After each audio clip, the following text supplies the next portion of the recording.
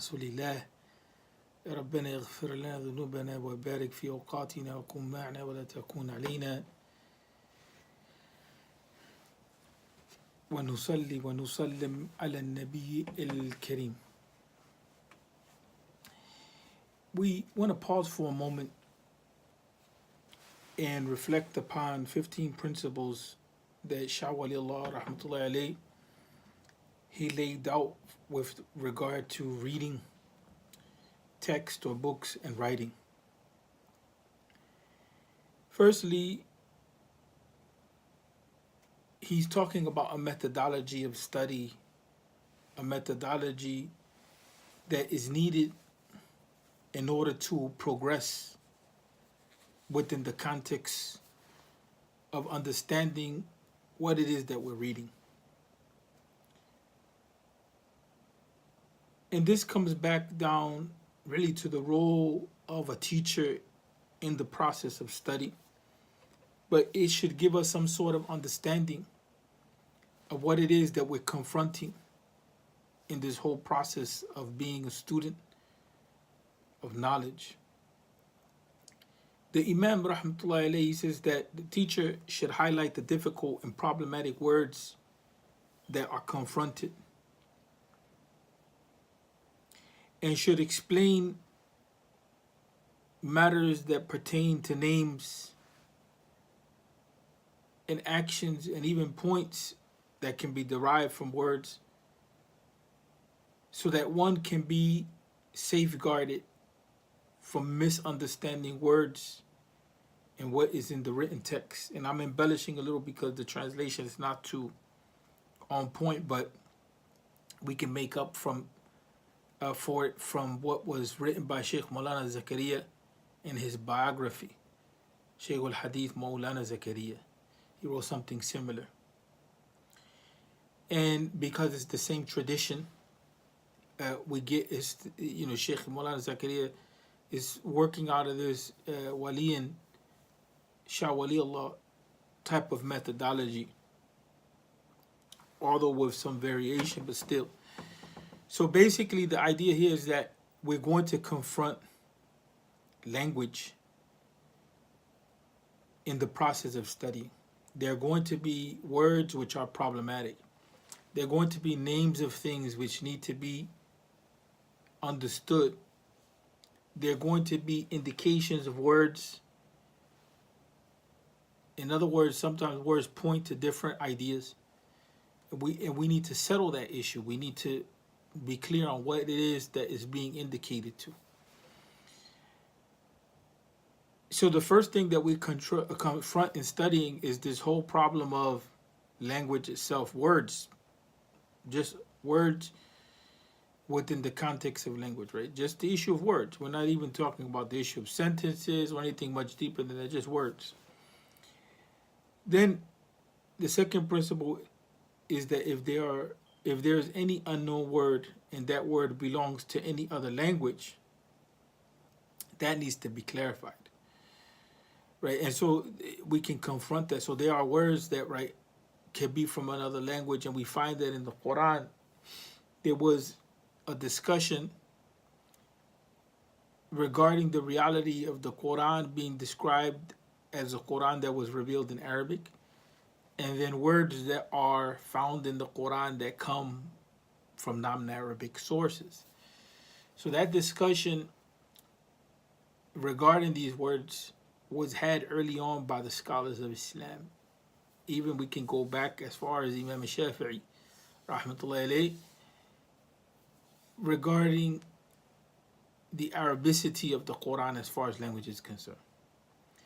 And so one of the means by which the ulama came to work out this problem of the reality of the Quran saying that it's an Arabic Quran and the reality of the fact that there are words in the Quran that come from other languages. Not many, but there's words that do. The conclusion then became that word is Arabized.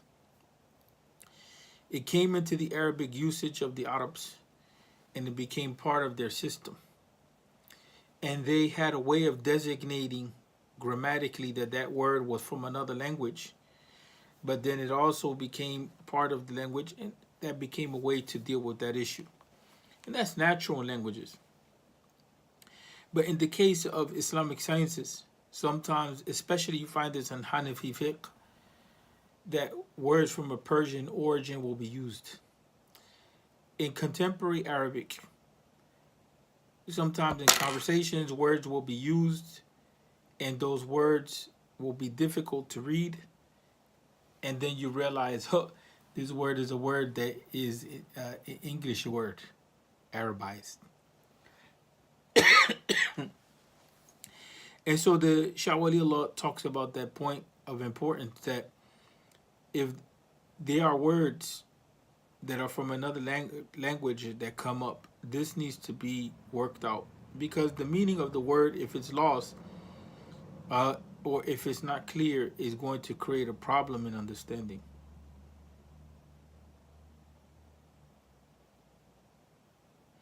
And so here, especially when we start talking about words of rarity, and that's what you call the concept of gharib, a word that's not clear to you, is not known. And so here he says, if any word is used very little and its meaning is not clear to the students, then the teacher should explain how to pronounce it and the meaning of it. The third principle is that if there is any problematic structure in the text or difficult grammatical point, because remember that in Arabic, language structure determines meaning, right? Language, the structure determines meaning. So remember that Arabic is written without grammatical points as far as the diacritical marks, the harakat. So that's not the harakat at the end of the word is going to help you decode the grammar. And so if you don't have good grammar, it becomes difficult to identify the grammatical meaning. And so if the grammatical meaning is not clear, sometimes that means the meaning can be shifted or the meaning can be unclear to you. And so that's another point. So we're going from words to sentence structure. And that's important in Islamic sciences because grammar takes on such an important or central role in terms of how things are communicated. And it's important even in the English language. It could be important in any language, in the Urdu language, in the Persian language, in the Turkish language, even in the English language.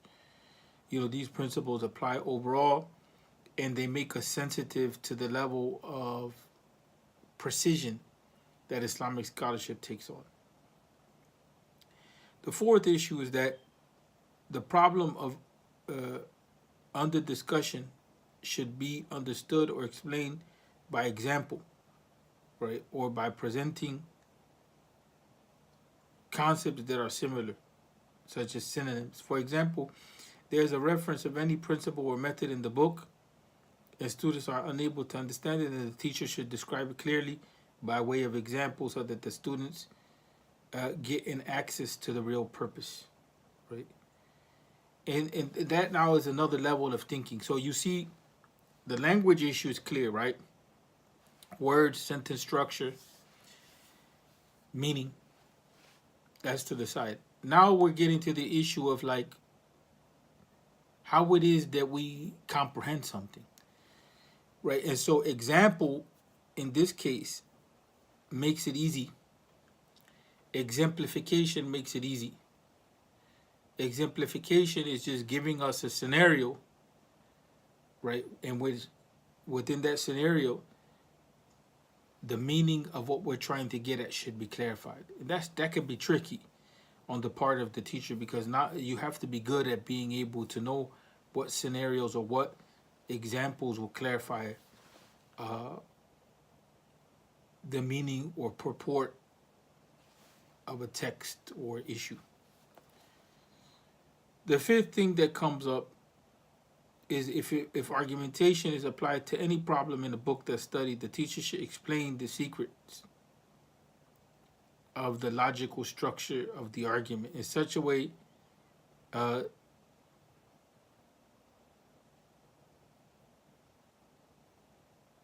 that the end result can be attained to, right? So that's something that's very important. That the structure there, should be clarified. And remember that in Arabic studies or Arabic language studies, logic takes on a certain system. It takes on a certain pattern, and so he's talking about logic as a tool that is used in Islamic sciences, that the teacher should explain the logical setup. But we can use this overall as a concept. So if we come across a problem in an argument, the teacher is obligated to clarify what's going on in the argument for the student, to train the student to learn how to be sensitive to read. And so when issues come up, we should be there's some work that should be done mentally. Like, okay, how is this argument being structured? Right? And what's the point? Some people get stuck on the form of structure. And that's a problem. That shouldn't be the main focus, the form. Sometimes the form helps in understanding and sometimes it doesn't. Sometimes people get caught up in the form. Sometimes we make mistakes in the way that we structure our ideas. Right? And so there's something that's called the principle of charity. In other words, you kind of are giving a good opinion to what's being said even if you don't agree with it. Right? That's just being just in the situation. So you don't nitpick with a person just because you see that maybe they mispronounced a word or this or that. That's not what the purpose is, to come to clarity, not to debate a point, right? And so overall, the idea here is that the logical structure of an argument should be understood.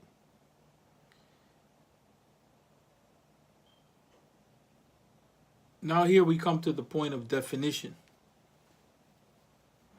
Definition, we need to understand the boundaries of definition. Right? We need to understand that definition is there with a particular aim. So if something is being defined, we need to understand how that definition will apply in a certain situation in the context, so that we don't get too liberal with the concept that we're dealing with. If a definition has multiple meanings, we have to make sure that the definition, the proper application of the definition, is being achieved. Versus, a definition being all over the place and something is described inappropriately and we come to a wrong understanding. So how things are defined, the teacher needs to tell the student or help the student come to, the process of working with definitions. Right? And again, this is in Islamic sciences, definitions are constructed with rules. But this can apply also to general reading. Even reading in a way that is not based in Islamic scholarship. How are things being defined? That's important because words can have multiple meanings. So we don't want to give a word a definition that is not appropriate for a particular context. But in the context of the Arabic language itself, that's governed by rules. The Arabic language has rules, right? And even in Islamic sciences, when things are defined, there's rules for that. There's rules for that. So it's a process here of understanding Islamic scholarship and how definitions are used. And the reason why there's rules for definitions is because a word or term, once it's defined, that thing is defined with a purpose in mind. It's defined for what? It's defined to communicate a certain idea. So when you have a series of ideas and they come together, then you have a concept. Concept gives you a way to understand something. So when you have a series of concepts and principles governing, then you have a science. So we go from words to sentence structure, right, to concepts, to principles. We have a system of thinking, in other words. Seventh principle is that the principles of formula should be explained in such a way that it describes the advantages, divisions, properties, and the limitations that we confront.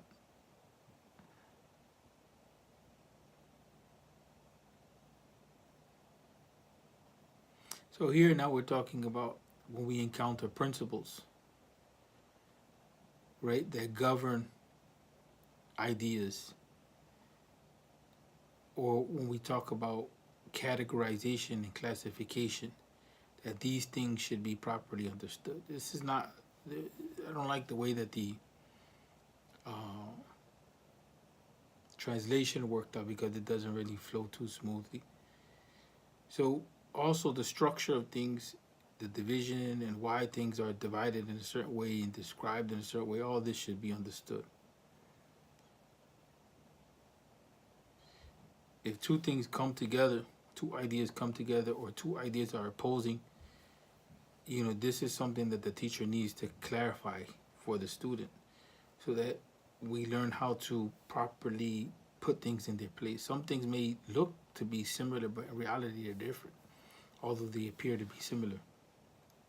Some things may appear to be different, but in reality they're similar. So the whole issue of becoming sensitive to more subtle ideas, the classification, the relationship between ideas, that's part of the game here in reading. If there's differences, then is there the ability to harmonize between these differences? If there's a shift in the way that an author writes, the style, if the author writes in two different styles, right, this is something that needs to be worked out, because it could mean that it's not necessarily the same author that's writing, right? So that means you have to learn tone, the tone of the author, the style of the author. So you have to become intimate with the text that you're reading. And so you have to kind of resolve that issue. You have to make sense of it. A scholar also in this regard should work through manifest or unmanifest doubts that come up regarding the text. Right?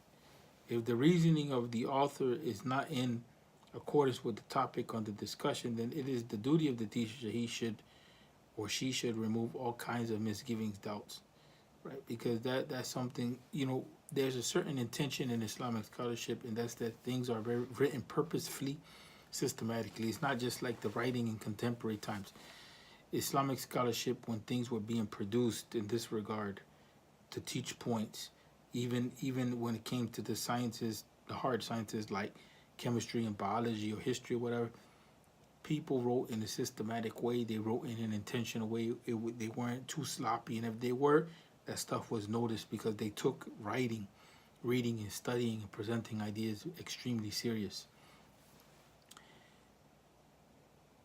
And so also we should look at the references and the commentaries and criticisms that are there, right? And how those things harmonize with the original texts.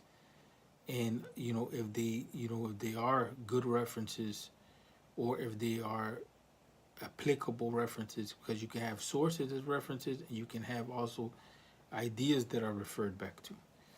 And so the issue also, when you talk about commentaries, that's something very natural in Islamic text. Commentaries are explanations of what's being said. And so you have to see if things match and mesh with each other.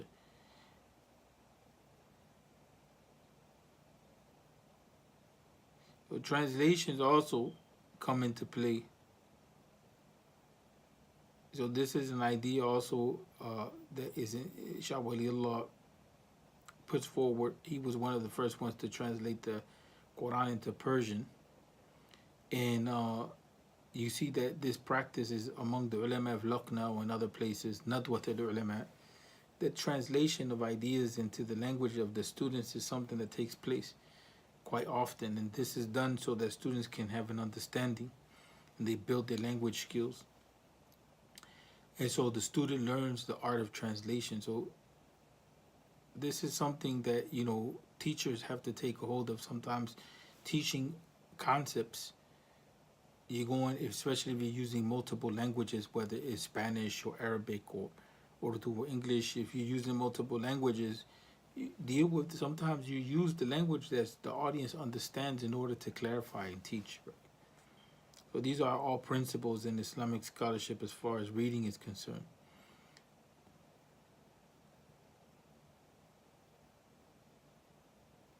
If there are difficulties that are encountered and different explanations of one particular point, or